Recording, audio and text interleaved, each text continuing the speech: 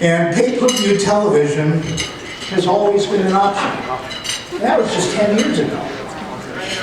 With that said, there's a fair number of you who may not know who the DeBerrys are. No way. Way! Yes. Or why, indeed, is fitting for the Celebration of Service Award be named for Fisher and Lou-Anne. To speak to the character of the couple and their commitment to service, please welcome Jeff Hayes. Jeff, where are you? Jeff is a 94 graduate of the Air Force Academy. Jeff played for and coached with Fisher. Suffice to say, he knows the coach. We expect at least one saucy story. There are no saucy stories. There are no saucy stories for the FCA Coach of the Year.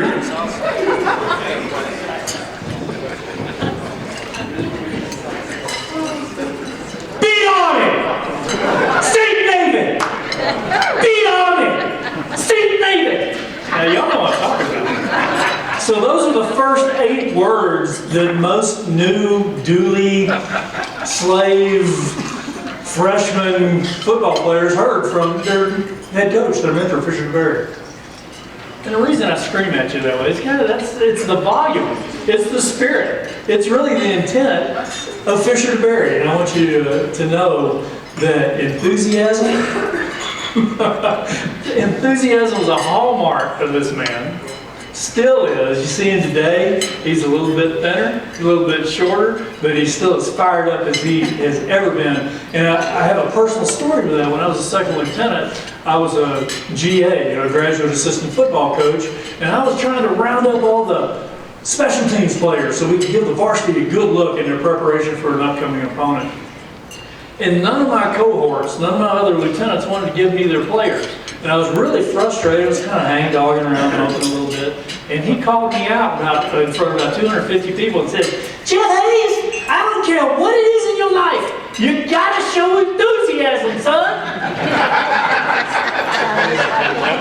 Truer words have never spoken, right? But it's not just the enthusiasm that is behind those 8 words that he spoke to our young, scared-to-death Dooley football players. It really is the vision. And that was one of the things I used to always tell him how much I appreciated about his leadership, was that he cast a very succinct, clear, achievable, and really important vision. You know, we used to have watch crystals back before we had Fitbits and things like that, and iPhones that we looked at the time. We had stickers when I was on the coaching staff with him that had sink, whack, bold. So every time our players and every time our coaches, and him included, I think he had them all over his mirror as well, they would know that our #1 goal in this program was to beat Army and Navy and win the Commander-in-Chief's trophy and get our seniors back to the White House. Phenomenal trip. The next thing was we were going to win the WAC. Now, we had never done it outright until I got back there in 1998, and that's one of those old phrases, there's a difference between causation and correlation. But 3 WAC championships, shared or outright, that's pretty darn good for a school that, with the exception of maybe A.J. Scott and Rick Cheney, you know, we're not really recruiting the top-end athletes, myself included. So you take a man like that, that enthusiasm, that mission focus, there's a reason why he was able to not only stick around here for 20 plus years as offensive coordinator and as one of the most successful head coaches in an unbelievably competitive profession. The other 2 things I want to talk about that I think are indicative of leadership are competency and character. And probably the 2 things that epitomize Fisher DeBerry, Lou-Anne DeBerry, and why this award is named after him. You know, he was not just a pretty successful Service Academy coach, actually the winningest coach in Service Academy history. And that's a pretty good company. But he was widely recognized by his peers. Bobby Dodd winner, Coach of the Year, FCA Coach of the Year. People wanted to have a piece of him. I'll never forget when we were GAs, the University of Oklahoma came down. They wanted to see how we were scoring all these points running the wishbone, because they were doing that at the time. And I remember overhearing one of their coaches say, "There's my kid on this team that can make our squad." And I think somebody said, there's not a kid on your squad that can get into this school.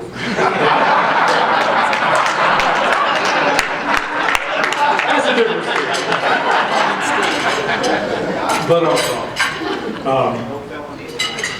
I talked about a couple of these awards that he got, this FCA Coach of the Year. I mean, Coach DeBerry, there are a lot of people in public life, their public persona is different than their private true character. There was no daylight between what you saw on the radio program, on the sidelines, in your interactions at a quarterback club event, Fisher Berry, with what you saw really in the quiet time with him, and what you see in the quiet time with him. He's just a good guy. And one of the discriminators for successful head football coaches is the way they treat their coaches, their assistant coaches. There are some coaches that are out there, I know it's pretty hard to believe, they treat their assistant coaches like fungible goods. What I mean is, a bucket of weed is the same as a bucket of weed anywhere you go. They've got resumes of 1,000 coaches that want to work for them, and so they tend to kind of abuse their coaches. They treat the people that touch their players really well. They treat their alums and their donors really well. They treat their players really well, but they abuse their coaches. Not Fisher Berry. Fisher respected our family time. Fisher always emphasized family time with his fellow coaches. We always had Sunday morning off, and what did he tell you players? Call your mom. That's right, because what's the other thing he said? You ever see a turtle on a fence post, you know he didn't get there by himself. So what he was trying to do is make it a little bit more folksy. What Sir Isaac Newton said was that the reason he was able to stand so tall and see so far is because he stood on the shoulders of giants. All these players that came through the program were so positively influenced, not only by Fisher Berry's knowledge of the game, by his knowledge of human nature, but really by the goodness that was Fisher. Now, if you've ever called Fisher when he was on the road, he wasn't driving. Luann was driving. His wife, Luann, just a lovely Southern lady, and she's got her own strengths because she treated those coaches' wives the same way that Coach Berry treated us coaches. We were family. She respected them, and this is another thing about coaching. Sometimes the wives can be really competitive. It's a little bit like a military environment for their husbands, for their families, because it's a very competitive profession. We always had great relationships with all of the wives, all of the kids, all of the coaches. It was one of the best experiences of my life being on Fisher Berry's coaching staff for 7 years. But I go back to the driving metaphor. It's a strong metaphor. Coach liked to joke. He said, the key to successful marriage is that I told Luann the first day we were married, he said, you can make all the small decisions. I make the big decision. I make the big decision. And he said, it's amazing. I've never had to make a big decision in the entire 45 years of my life. So she's driving. She's taking him where he needs to go. She's supporting so he can make the phone calls and take the notes and everything. But there's a tremendous strength in Luann Berry that it's just very indicative that not only did he have his team on the field, but she was definitely the head coach at home. Great kids. Michelle and Joe, they've got phenomenal kids of their own. He's a great-grandfather now. I could tell you, I've got really 2.5 pages of DeBerryisms. Only? Yeah, well, that's kind of a compilation of mine and Sammy Steinmark's together. Most of them are repeatable. Some of them are not. You probably would like to hear the ones that are not, but this is a family affair here. No, Coach DeBerry, he had an interesting command of the English language. I always tell people, he grew up in Cheraw, South Carolina. English is barely a second language for the guy. He went to Wofford College, which, it's an educational institution of high repute. But, I'll wrap this up, Ellen. Fisher was, he was really raised by his grandmother, who seemed to be perpetually 99 years old. You guys remember that? She was 99 years old for like 99 years. But, and his mother worked. He didn't know his dad, I don't think, growing up. And so he, through his foundation now, he's just got this passion for taking care of kids. for giving them opportunities to get lessons, to go to camps, to participate in sports. And so that same spirit that I saw, and again, Ross, I think the reason you asked me to introduce this is because I probably have been yelled at more by Fisher DeBerry than just about anybody in the NCAA, because I was a 2-year JV player as a defensive back when he was the offensive coordinator, and I was never doing anything right. Remember, AJ? Hey, Jeff Hayes, I want you to stand up there and lock your knees, and we're going to catch you, so give us a good look.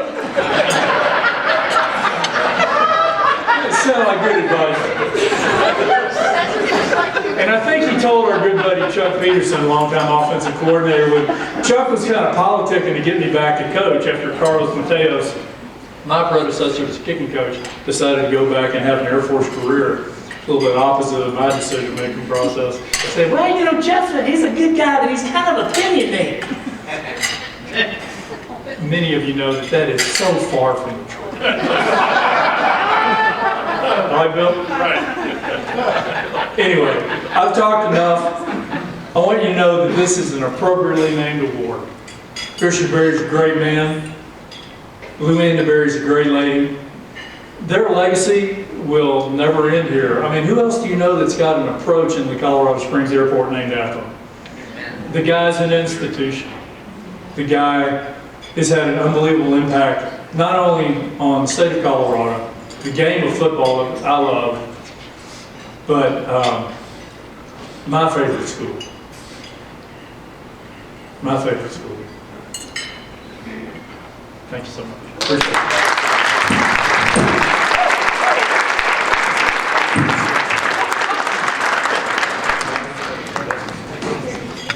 Jeff Hayes.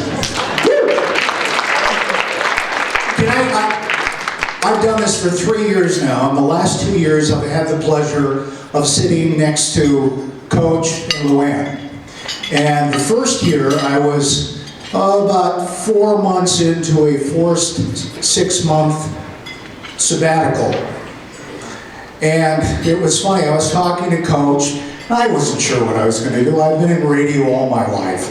And I was thinking, you know, I'd really like to work for a nonprofit. And sitting next to Coach DeBerry was the best thing I could have done. Well, Dan, here's what you need to do. You need to believe in yourself and get out there and get to work. I learned that from Jim Arthur, by the way, voice of the Falcons. To present the DeBerry Award for support of youth, a man who has dedicated his life to public service, Vince Nitzke. Vince has been a member of CSPD since 1989. He's worked his way through the ranks, served as deputy chief from 2012 to recently when he was named chief in February of this past year.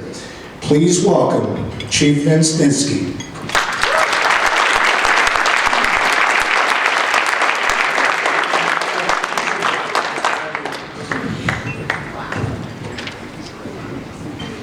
Good evening, everybody. It really is an honor for me and my wife to be here this evening. Jeff is going to be a hard ass where he's from. His mom, Kay, has been here. I think she's been back home to New York once, and that was to see her new grandchild, and that was it. His dad comes out occasionally. His dad has a business where he delivers produce in New York. So he comes out when he can, but he has to go back to run that business. Kay is a phenomenal person. If you ever get an opportunity to meet her, I know Joy Elder has talked to her. It's just amazing what that family's gone through and how Jim has really pushed forward and really done an outstanding job to almost heal himself. He was going to be here tonight, but when I talked to Kay said after a day of therapy, traveling is not a good thing. So he appreciates everybody's support and thanks you very much for thinking about it.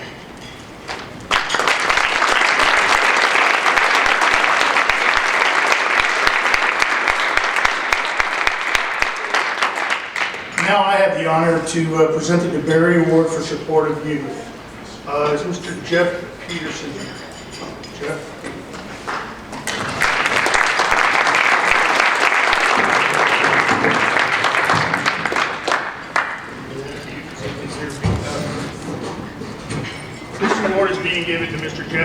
on behalf of the YMCA of the Pikes Peak region. Jeff is the Senior Vice President and COO of the YMCA. If you know anything about the YMCA, they develop programs for our youth. They maintain programs for our youth, sports activities. They do a lot of work with our younger people in the community. And what they really are doing is developing our future leaders. They're giving them the foundation and the base to grow from and to learn from. So with that, I appreciate all that you and the YMCA do for our community and our young people. Thank you very much. Thank you.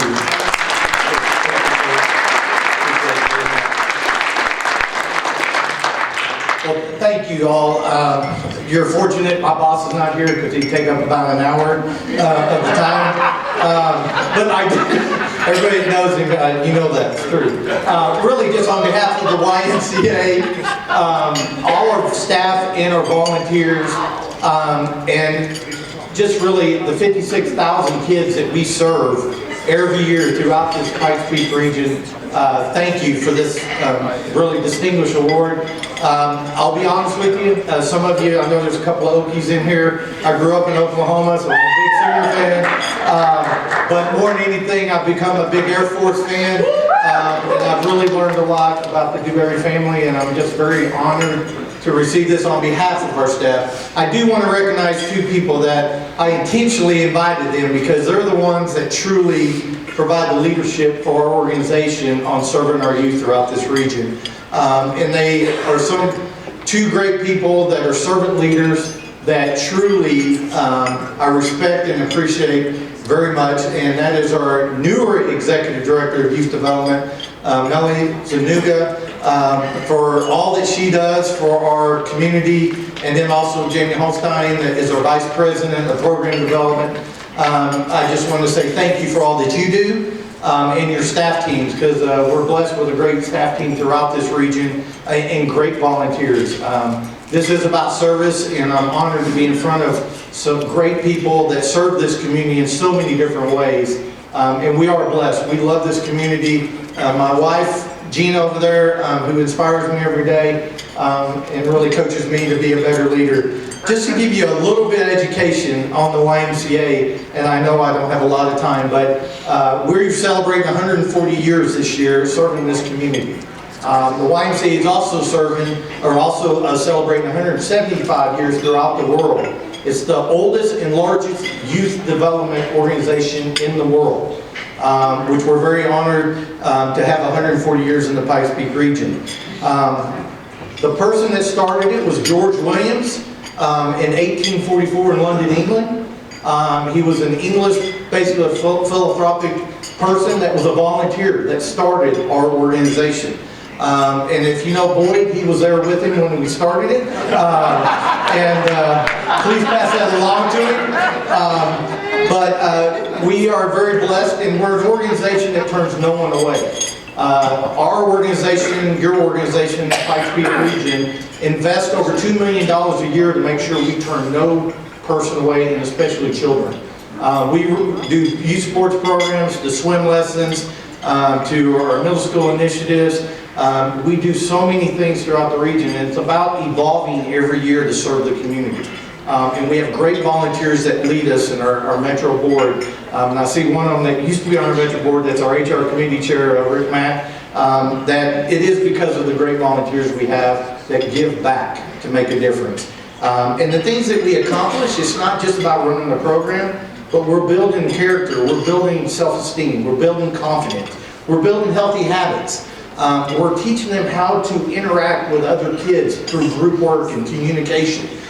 So they too one day will be great citizens to give back and truly make a difference in our community that we're all proud of. The other thing I just wanted to hit on real quickly is we have many great volunteer opportunities. There's a lot of people in here to give time and energy, but we are an organization that still to this day is run and managed by volunteers that guide us and make sure we fulfill our mission, which is to put Christian principles into practice to build healthy spirit, mind, and body for all. And that's one thing. I've been with the Y 29 years. I am a Y product.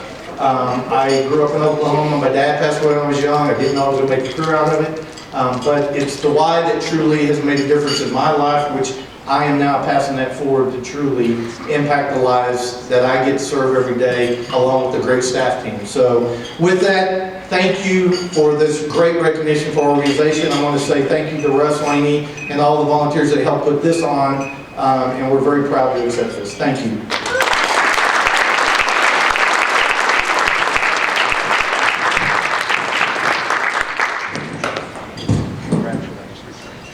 I was talking to Jeff before the event tonight, and I said, you know, we've been paying Y dues for years and never going to the Y.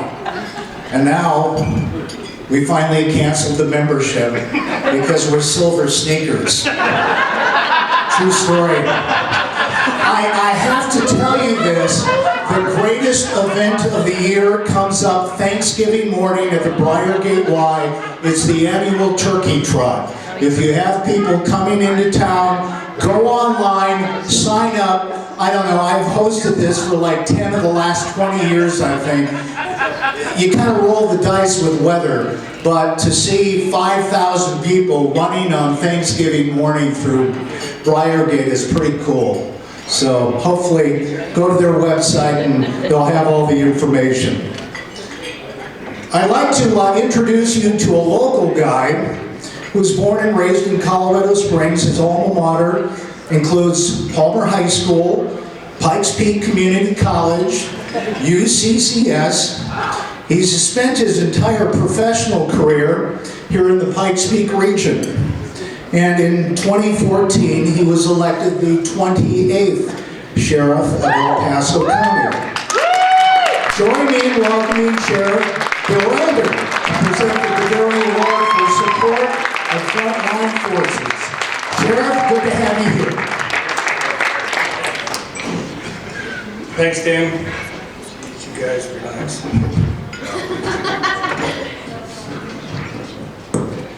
You know, what an honor. We got to be here last year. We got to meet Coach. Heck of a guy. You know, like Dan said, I grew up here. We've been Air Force fans, my kids and I, our entire lives, and you know, we've got to hang out a lot with Jeff. They didn't tell you that Jeff used to be the chairman of our local Republican Party. Then he became the chairman of the state party, but I have learned, you know, Jeff was running the party when I decided, for whatever reason, to run for sheriff.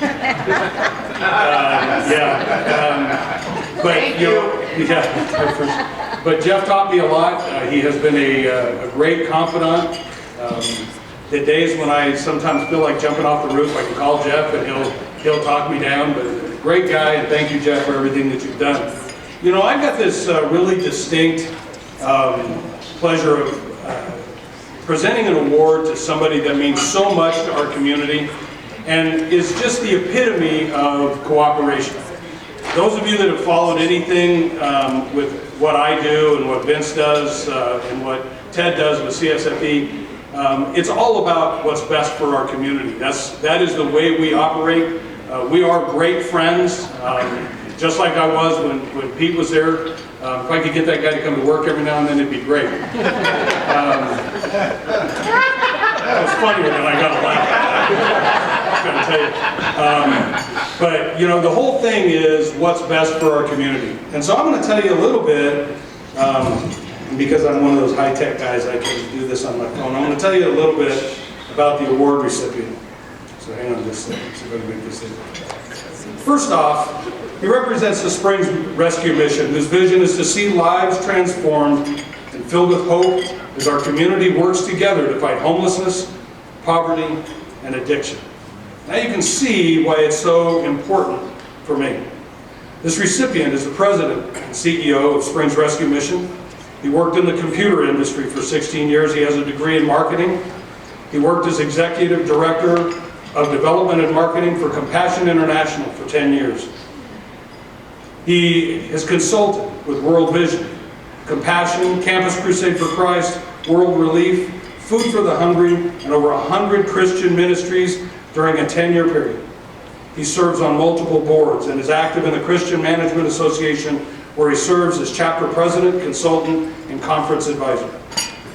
Ladies and gentlemen, Larry Yonker serves as the Continuum of Care Board for the Downtown Partnership locally, and I can tell you, we in public safety absolutely treasure our partnership with tonight's recipient, Larry Yonker.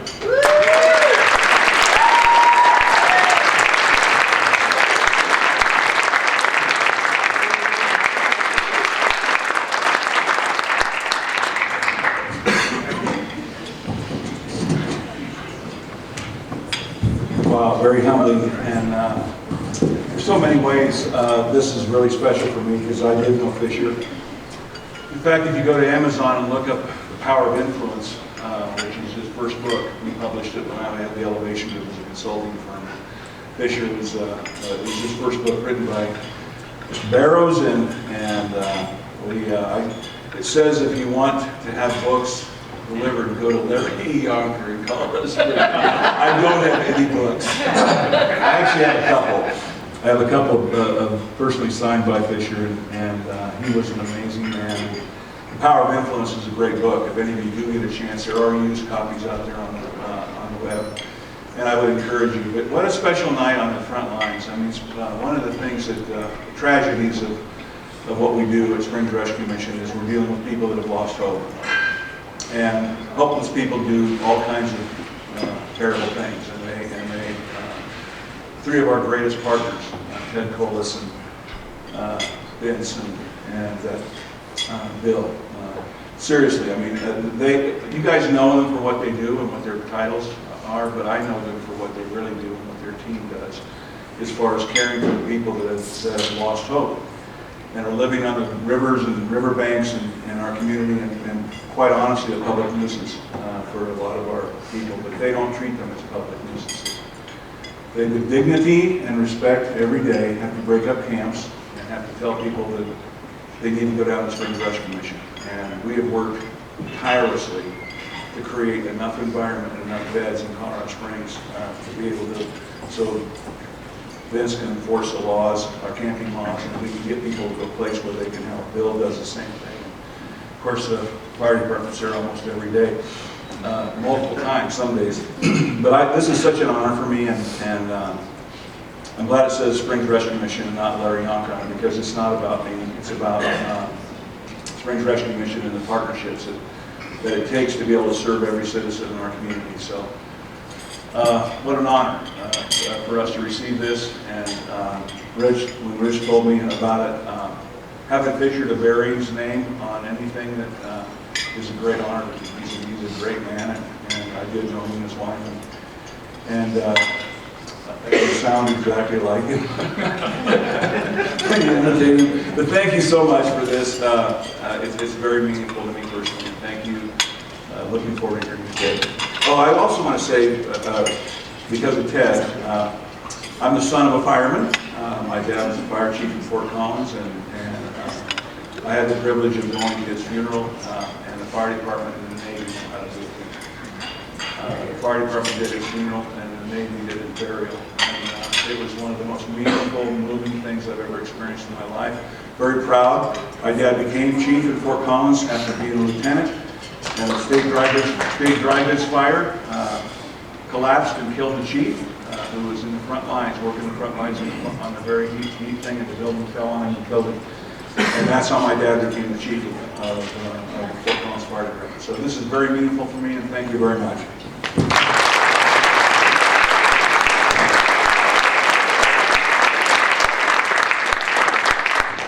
Congratulations, Larry. I've had the opportunity over the years to interview him a number of times. And the thing about Springs Rescue Mission, in life for all of us, it's so easy to just look past people, to ignore people. And Springs Rescue Mission looks into their eyes and says, I want to help. And that's a wonderful gift. Thank you. Our next guest is an accomplished writer, producer in her own right. She is committed to using those talents to extend the legacy of her brother Lance. His tie to Colorado Springs is that of Lance P. Sijun. He's the Air Force Academy graduate, the only one to receive the Medal of Honor. to tell us more about her brother's story and offer, if you will, kind of an insight into the man that he was. Will you please welcome Janine Seidler?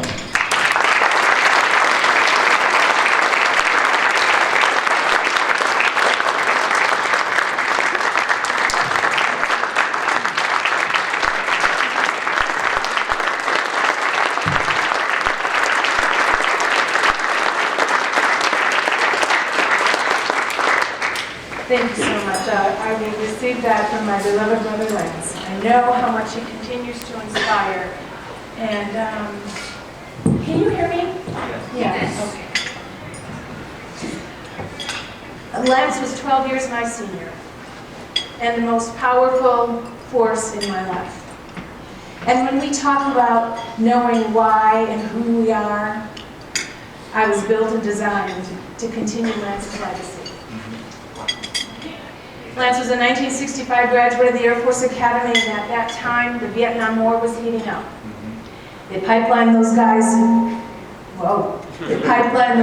right into pilot training, survival school, and Lance found himself heading over to North Vietnam in July of 1967. On November 9th, 1967, on Lance's 52nd mission, he was the backseater of an F-4C Phantom jet, on a night mission, heading over to Laos to take out a bridge at the Battle of Hoi Ford. As he released the ordnance, a faulty fuse had it prematurely detonate and engulf his aircraft in flames. Lance was able to eject. They were over Laos, which had a tremendously horrific landscape. The limestone karst is like cut glass. The triple canopy shredded his body as he fell through it. He was unconscious for a day. When he awoke, he assessed his injuries.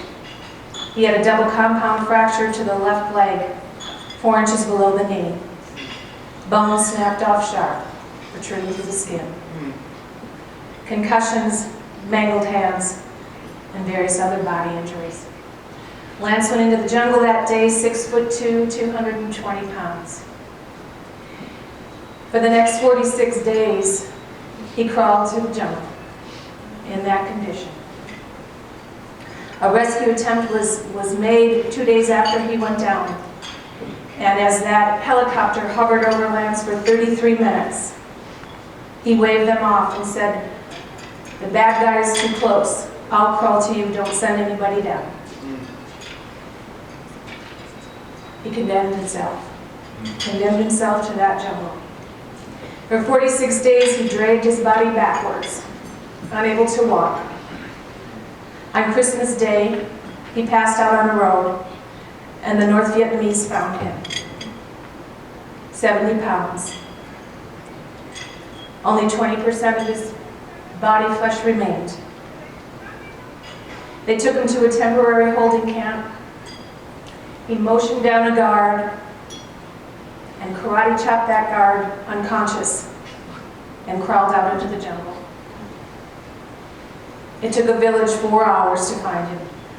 They brought him back, put him in leg irons, unable to move, and began to torture, beating him on his injuries. They moved him to another temporary holding camp called the Bamboo Prison, where he met up with 2 other airmen, Bob Craner and Guy Gruters. Guy Gruters was an Academy grad as well in the 21st Squadron with Lance. He didn't recognize Lance. When he finally realized it was Lance, he couldn't believe it. He knew Lance at 220 pounds. They continued on a 5-day truck journey to Hanoi in North Vietnam. That truck had 2 55-gallon drums of gasoline in it. Bob Craner held the drums of gasoline while Guy cradled Lance in his arms. They arrived 5 days later in North Vietnam. They continued to beat and interrogate and torture Lance. and use him as an example. He never divulged any information other than name, rank, and serial number. He took an oath to the code of conduct. He would never even make up a story. His commanding officer called over to him and said, "Lance, give him something. You can't take these beatings." He said, "I'm all right, sir. I can do it." On January 21st, he hadn't spoken for over a week. He had been placed in the care of Bob Craner and Guy Gritters. Lance suddenly woke up on January 21st in a clear voice, called out, "Dad, Dad, where are you? I need you. This is it." The prison guards came and got Lance, took him out of the cell that night, and he died the next day, January 22nd, 1968. If we end the story there, it's tragic indeed. But if we don't, each of us in our own separate way can create a path of light as we move through our lives in concentric circles and take stories like Lance's to be inspired to expand to our greatest potential, to understand that the spirit can override the needs of the body, that each of us is born with factory settings that allow us to do more than we ever imagined we could do.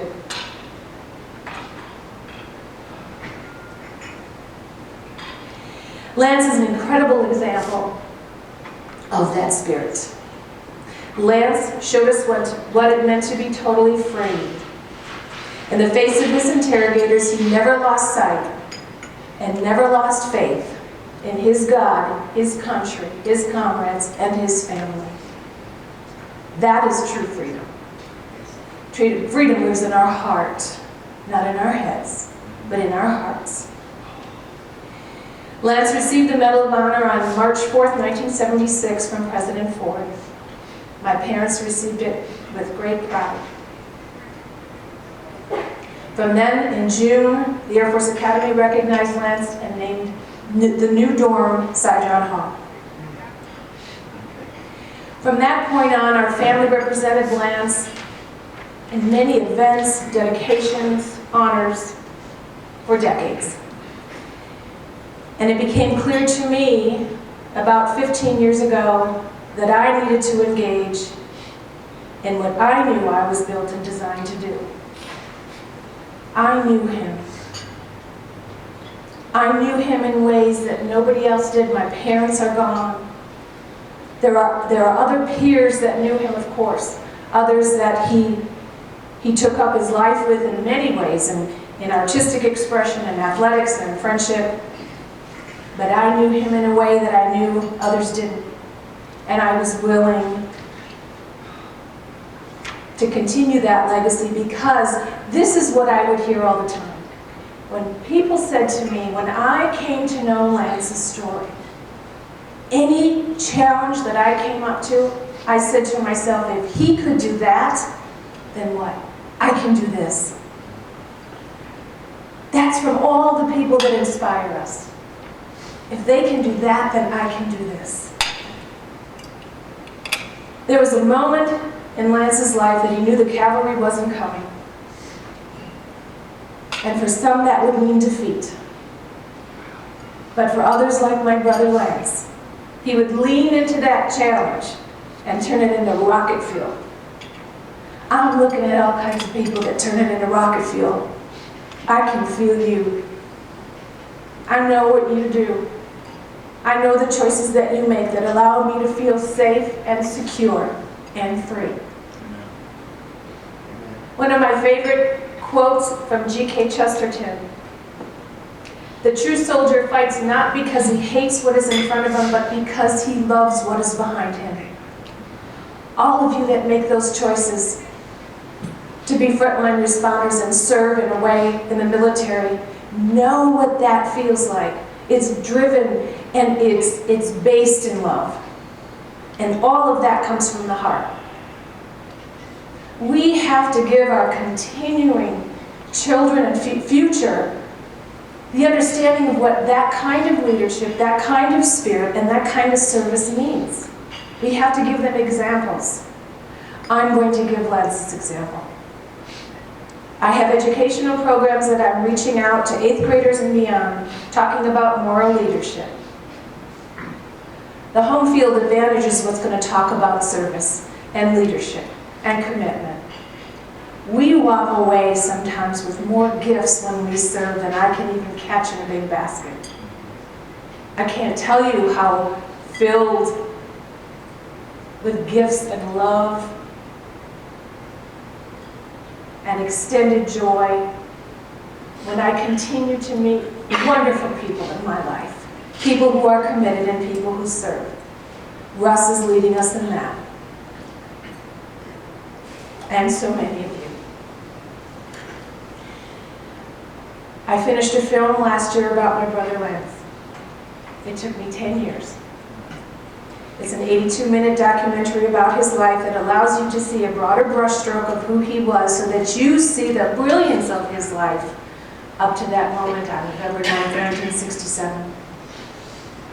I invite you to join us to see that film right here in Colorado Springs on November 1st. Currently, I'm taking that film around to my Air Force family at bases and installations around the world. Because we're talking too about resilience and currently where we stand with our suicide rate. And where is that correlation? Because they feel hopeless. They feel like it's their last option and they don't have any choice. I believe Lance had to fight that sense of hopelessness too. I also believe that if we wait until that moment when they feel that that's their only choice, we're late. You've got to get there before. And before is our children. Our children. Those who serve our children are investing in our future. I've talked about service. I've talked about Saigon. There's one more S that Russ is going to tell you about. I fondly refer to it as S to the third power. So he's going to tell you something else about that too. Recently somebody said to me, surround yourself with people that feel like sunshine. I think I did that tonight. On behalf of Saigon's past, present, and future, I thank you.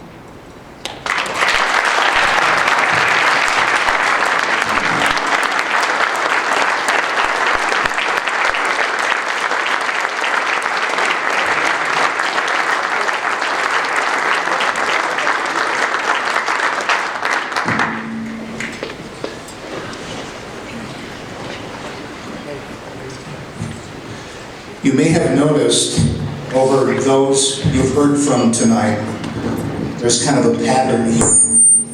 Let me put this down here. I'd like to introduce you to someone else. If you haven't met him,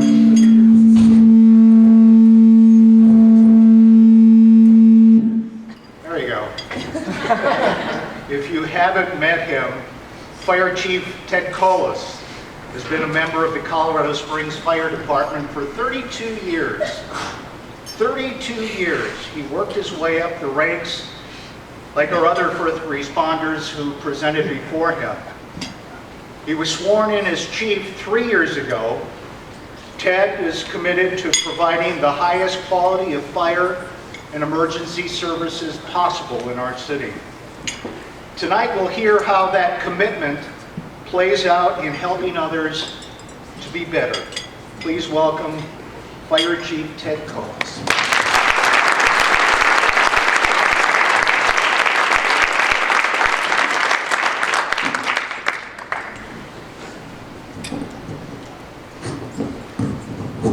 Well, thank you so much. It's really an honor of mine to be here tonight. You've heard that from a lot of the speakers, and I really mean that from my heart.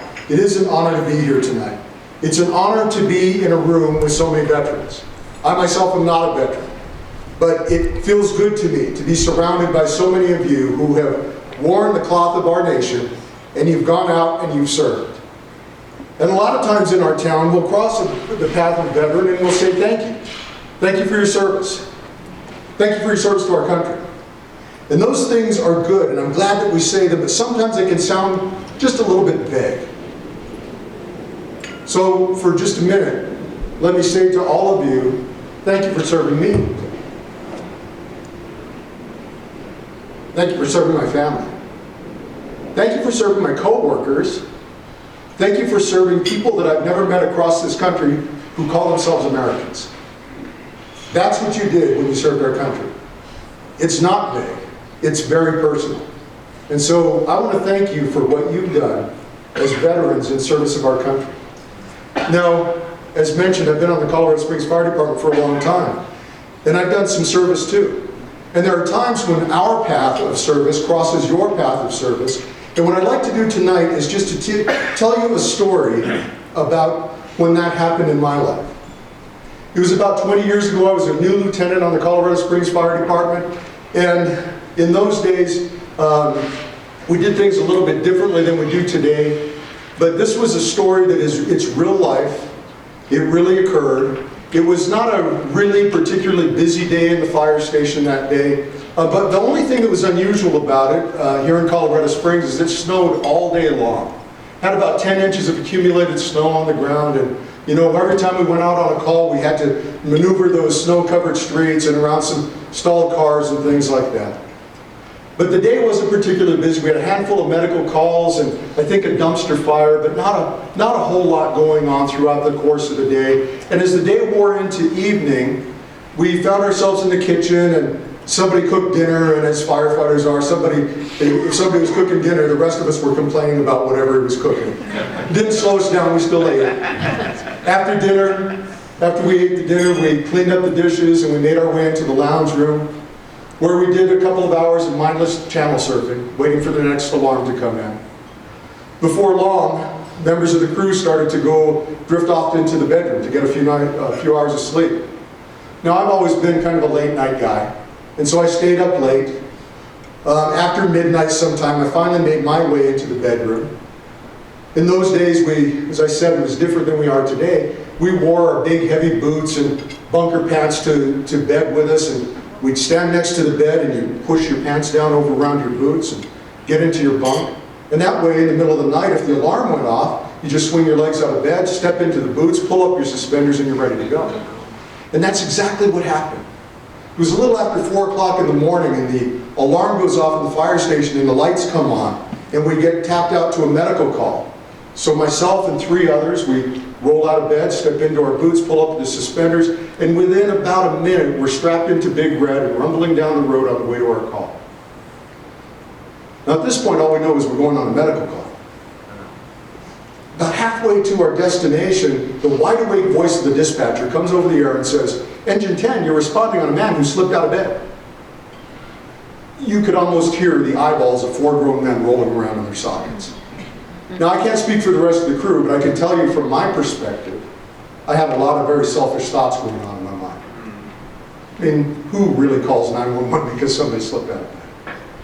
I mean, certainly our society has lost the definition of what an emergency is if you're calling out 4 professionals on an apparatus that at that time cost $250,000 to rush across town because somebody slipped out of bed. Well, these are the selfish thoughts that are going on in my mind. And when we pulled up in front of that modest little house, little one-level rancher, has a chain link fence around it. Being a professional, I pushed down those selfish feelings and put on my game face. And we made our way through that little fence and right up to the front door. And just as we're approaching the front door, it swings open. And that's the first time I get a glimpse at our hostess.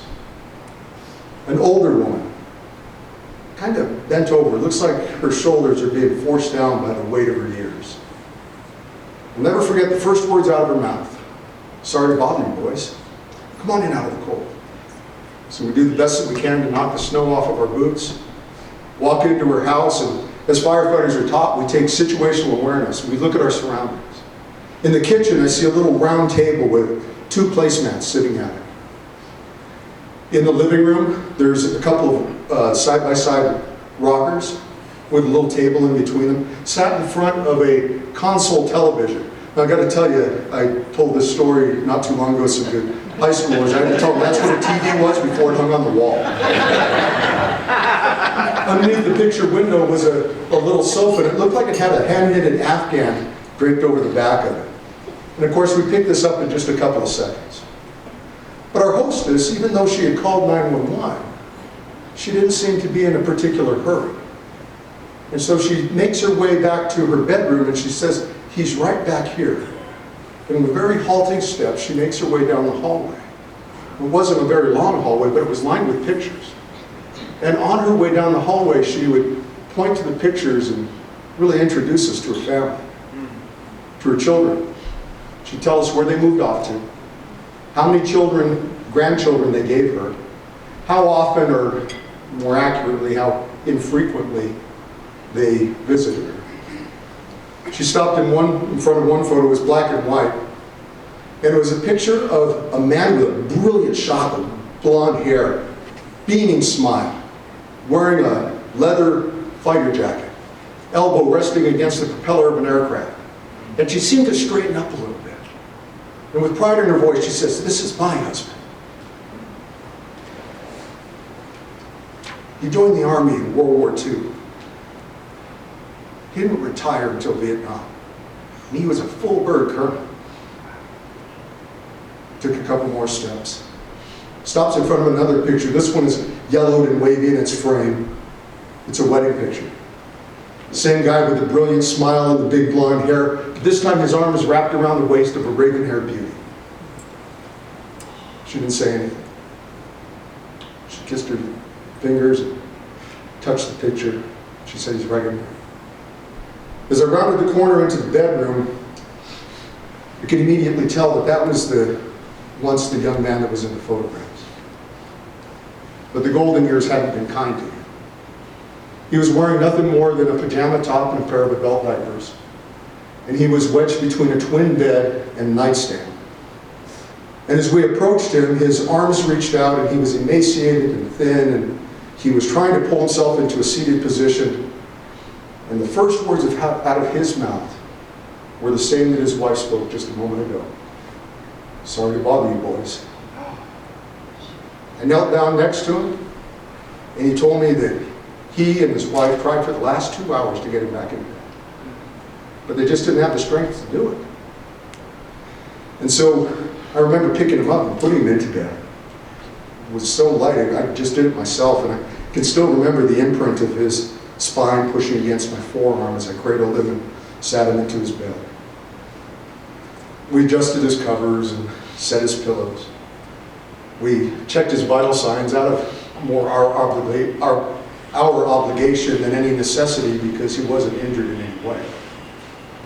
Once we did that, the rest of the crew gathered up the gear and they went with the colonel's wife out into the rest of the house, and I stood there and talked to the colonel for a few minutes, and that's when he did something unbelievable. With a quivering little arm, he lifts his hand up and he gives me a salute. Now, I've never been in the military, as I've said, but I understand protocol. That a lower rank salutes a higher rank, and then the higher rank returns the salute in like kind. But I couldn't salute the colonel. Instead, what I did was I took his hand into mine. I said, "Colonel, promise me you'll never wait 2 hours again. Promise me that you'll give us a call right away. We're 5 minutes down the road. We'll be here. We'll put you back in bed. You don't ever have to wait 2 hours again." And with a raspy voice and tears running freely, he said, "Thank you." Walked away, and I went back into the rest of the house, and firefighters were doing what firefighters do. They had gone into the kitchen and they taped down a rug that could have been a tripping hazard. They had changed the batteries in the smoke alarm and made an appointment for us to come back on our next shift to install a carbon monoxide detector free of charge. We then said goodbye to the colonel's wife, got on the apparatus, and I got to tell you, there wasn't much conversation on the way back to the fire station. We didn't do anything heroic that night.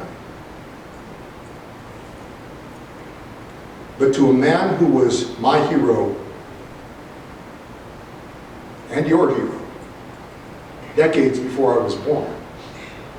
He allowed me to be his hero. We got back to the fire station, and dawn was breaking over the horizon, so I could kind of play off the tears in my eyes for just being tired. The rest of the crew went off into the bedroom to get a few minutes of sleep, and being a man of faith, I sat in the fire engine and I prayed. I said, Lord, never let me miss a situation for service again due to selfishness. Never allow me to look past humanity because of something that is inconvenient to me. When I was done praying, got out of the engine, went into the kitchen, and I made a pot of coffee. Pretty soon, the oncoming shift came in to relieve us. And as they came in to relieve us, we, one by one, would get our gear off of the truck, and they'd put their gear on. And I found myself standing outside in the apparatus bay where our trucks are parked.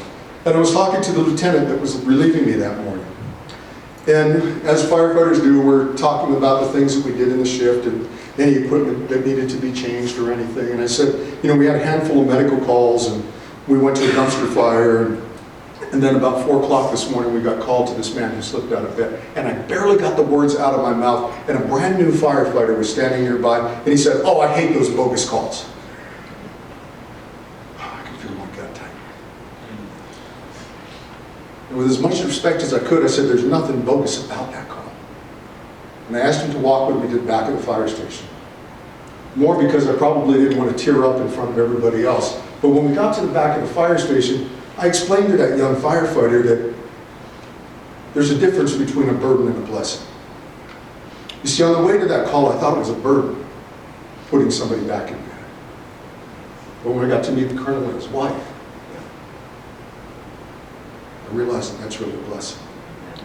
Because you see, it was because of this, that patch on my shoulder, the badge that we wore, that the colonel's wife called us, and she didn't call us to put out a fire of her belongings. She called us and allowed me to put my hands on a man who she loved more than life itself. She let me put my hands on her husband of over 50 years and put him back in bed. And so I explained that to that firefighter, and I said to him that one more thing. You see, when we were there at the colonel's house, we didn't miss any critical traumas. We didn't miss a structure fire. We didn't miss an auto extrication or anything that would have used our jazziest tools. The only thing that we missed was a few minutes in bed. I've got to tell you, that's a trade I'll make every time. Amen. Thank you. Ladies and gentlemen, thank you for your time today. And thank you for your service.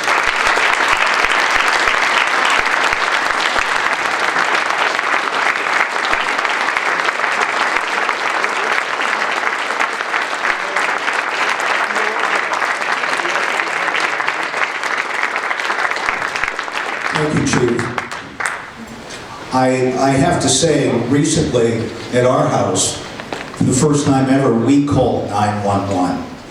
And we live up in Glen Eagle. The Westcott Fire Department is in our neighborhood. And I have never been so thankful to see these 4 buxom young men walk through that door and take care of us. So on behalf of all of us, to your men, to your women, thank you for your service.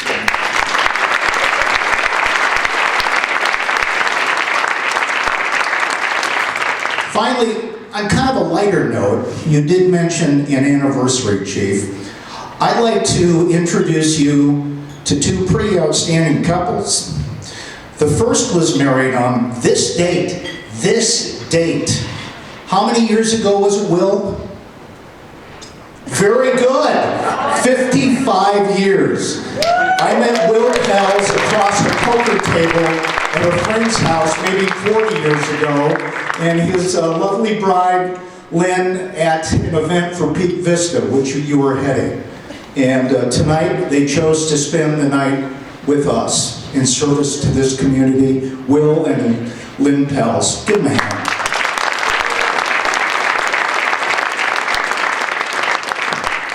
Secondly, I'm always fond of saying, I honestly don't know many people in this city. It's just important to know the one guy who does know everyone, and that's Russ Laney. Russ has served, as you know, as the Air Force former Associate Director of Athletics and Association of Graduates Senior Development Officer, which are really impressive positions. But the best thing Russ ever did was to marry that beautiful woman, Mary. Now, Russ and Mary started Home Field Advantage in 2017 to produce and support events that celebrate America and focus on service. It has not been an easy road, I can tell you. I've known Russ for what, maybe 20 years? He's a hard worker, and Russ and Mary have worked tirelessly to make this vision for our community, our city, a reality. This night doesn't happen without this guy.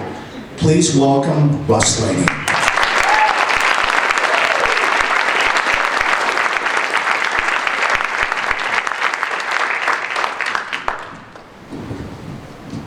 Well, many of you in this room would be shocked.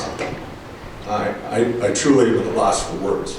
I mean, if you think of the messages that have been delivered, I mean, what am I going to say, right? I will tell you that I did talk to Coach DeBerry. He will be with us at the special screening of Cy John on November 1st, which happens to be the eve of the Air Force Army game, which, if all things go as planned, will be the day we claim the Commander-in-Chief's trophy. But I want to, obviously, Coach sends his best to all of you. I told him that we hit the trifecta. We've got the fire chief and the police chief and the sheriff going to be with us tonight.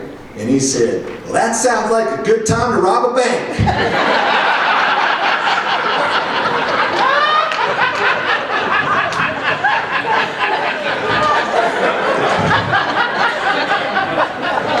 You can't make this stuff up.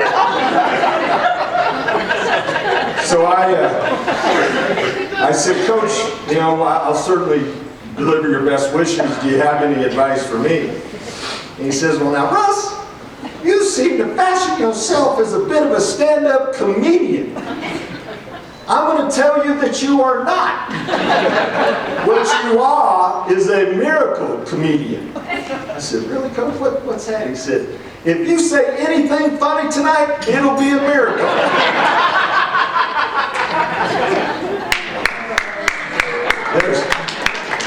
There's a lot of different directions we could go from here, but I had no idea the impact.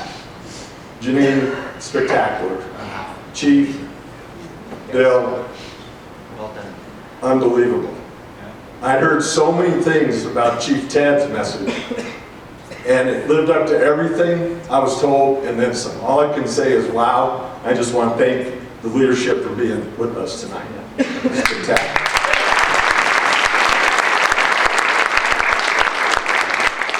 So, you know, I have a pet peeve. Go to these events, and they say, we're now going to announce the list of winners. And y'all hold your applause until the end. Really? You know what? This crowd, no. I'm going to announce the past winners of the DeBerry Awards. Okay? Please don't hold your applause, right?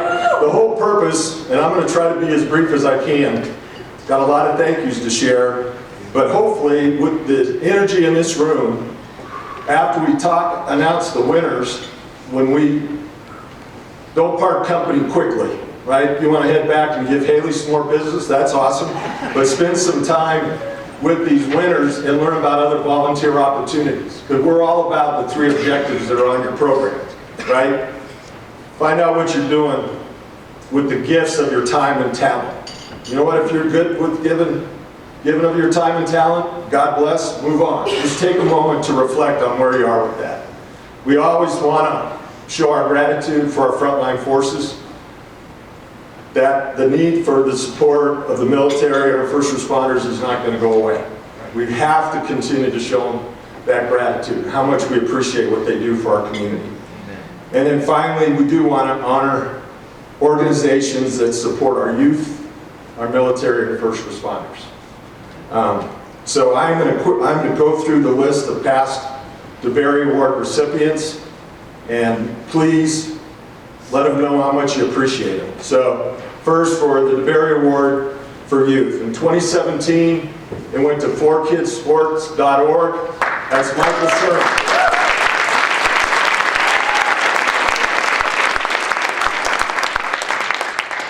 In 2018, it was given to Junior Achievement of Southern Colorado.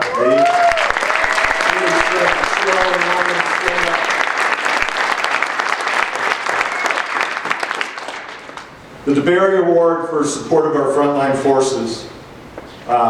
This is a special organization because they are geared at being a teammate. They want to be one-stop shopping for our veteran community. Mount Carmel Veteran Service Center. Please, all please stand up.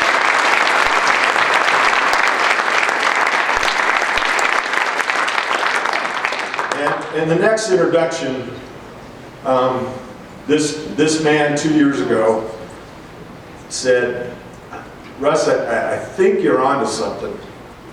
This guy is on so many boards, I don't know where to start, but tonight, he is representing the Community Advancing Public Safety, or CAPS, Bill Nelson. We call him the big dog.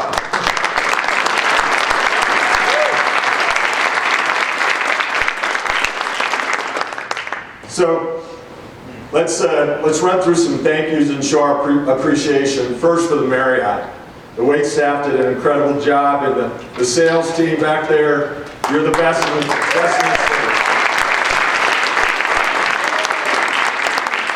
I want to thank the folks with Home Field Advantage, Vincent and Anna, Mike Kesterman, Doug May, back there at table 11. Please give them a hand.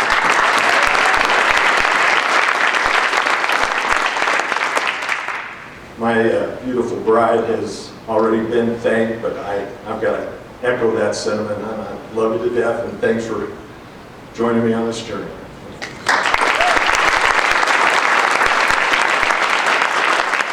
Captain Dan, I don't give you much to work with, but chicken salad, you make it every time. How about a nice hand for our MC, Captain Dan?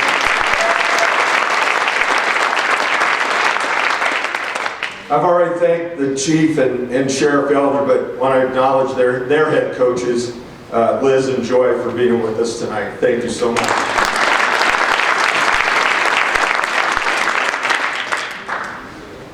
Big thank you to all of you in attendance. I know a bunch of you, and you're all are blessings to me. You all are champions. There's just an energy in this room that I hope we can take on outside these doors, but again, don't rush out. Your support is what allows us to add value to worthy nonprofits and allow us to try to celebrate America and highlight the need for service, helping others to do better. We're getting traction, and Captain Dan's right. It's been an interesting journey. Tell you a quick story. We presented at a head coach's lunch at a coaching clinic in February in Denver, part of the Blazer Coaching Clinics. Interesting organization. They're headquartered in Colorado Springs, but they don't do any clinics here. They do 33 across the country. And we had the privilege of presenting to 120 head coaches. I'll just give you one example, because you never know when you're going to touch somebody. So this is February 22nd. This summer, I got a text. Mike Hesterman was in the loop on it. It was from Coach Mack, M-A-K.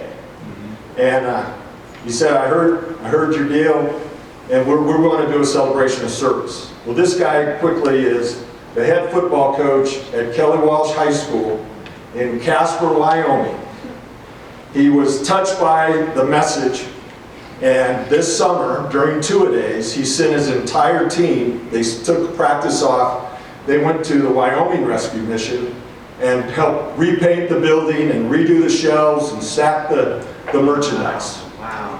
And then this last weekend, they honored the Wyoming Rescue Mission pregame of their contest on September 7th. Amen. So that's the kind of traction we're getting. I got I gotta tell you that part of this deal, it goes back to a quote from General Marshall in World War II. He said, "I've got a dangerous mission. Give me a West Point football player." Well, we have a daunting task. We're losing our home field advantage because we're so divided. That is a daunting task. We want an Air Force football player. And we got a bunch of them sitting right over there. I know every one of them pretty well. That is a group of champions. Men, stand up. You won a lot of football games and represented the Air Force very well.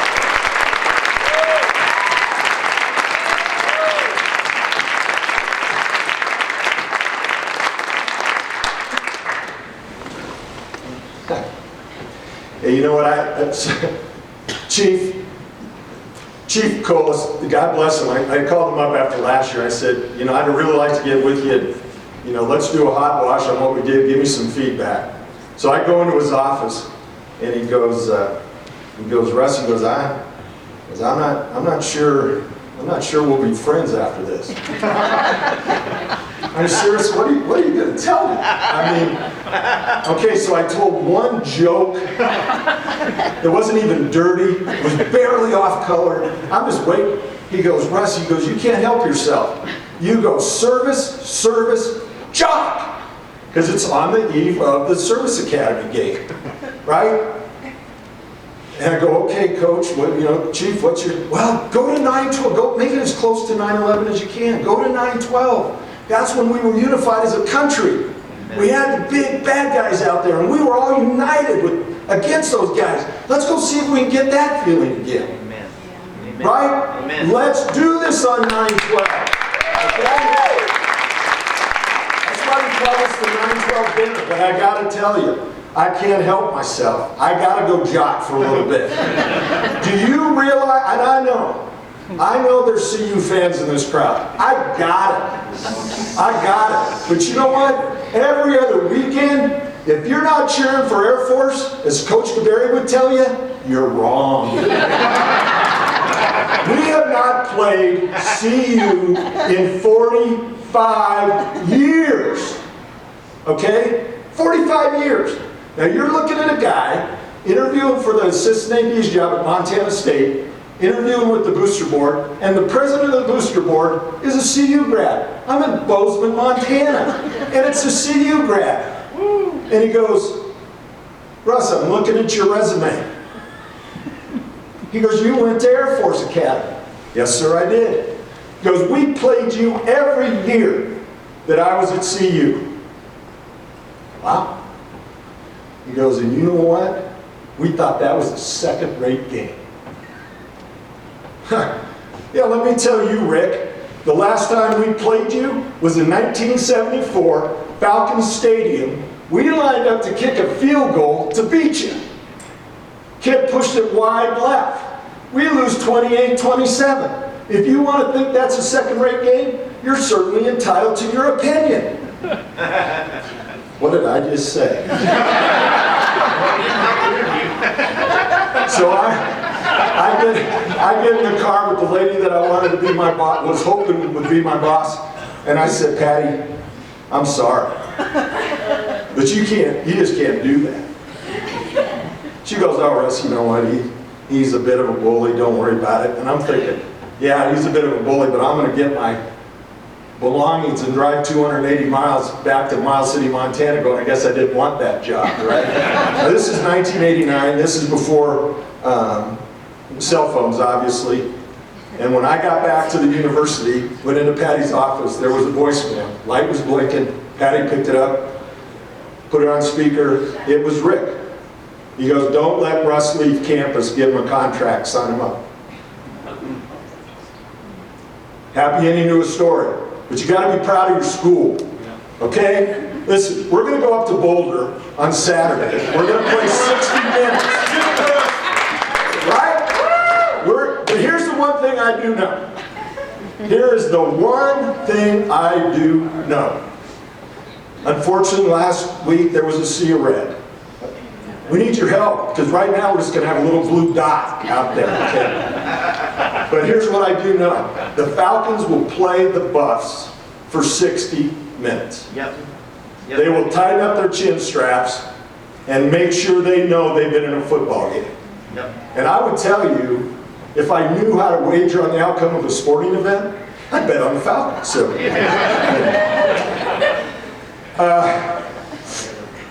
3 announcements, and then I do want to create the need for networking.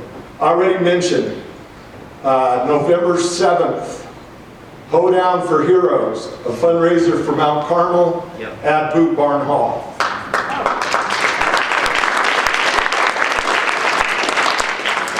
The website, as I listed the former winners, the websites are included in your program. Go to the website to get more information. I am really proud to announce that on September 20th through November 30th, we are going to have a season of service. So CU had a kickoff at 11 o'clock so they could have a game on the Pac-12 network, a little bit too early. But every Air Force game, home and away, the rest of the season will have a service theme connected to it. I'll give you an example. On the away games, at Navy, for instance, just an example, our contingent is going to build sack lunches before the tailgate. Those sack lunches are going to be dropped off at the Homeless Resource Center in Annapolis.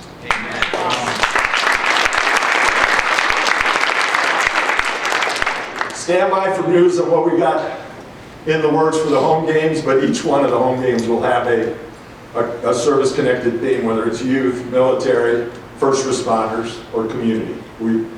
And you know what? There's 120-some champions in this room. You all are champions. I was going to tell you, somebody, unsolicited feedback goes, hey, Captain Dan hasn't introduced the VIPs.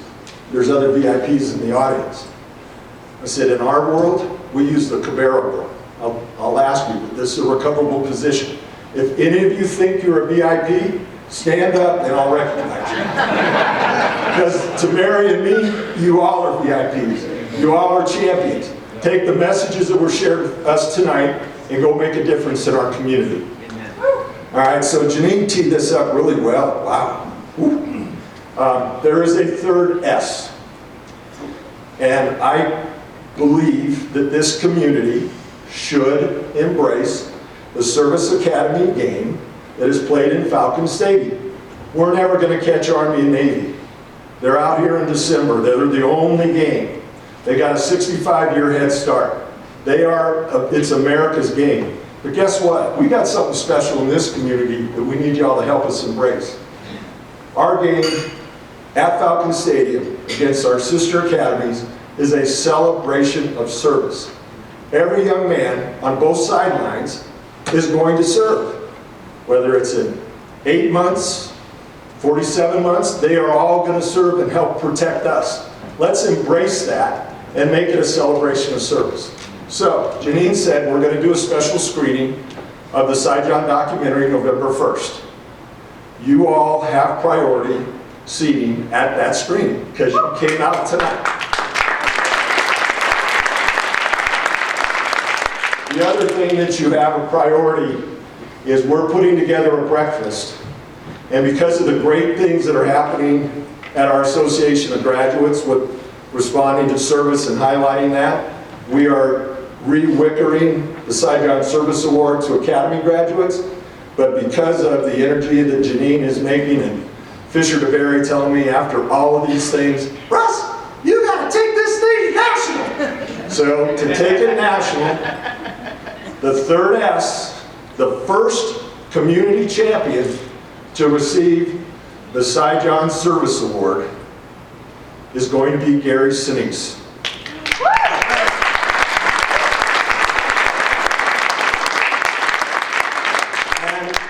And as shocking as it may be to those in attendance, Mr. Sinise will actually be here to receive the award.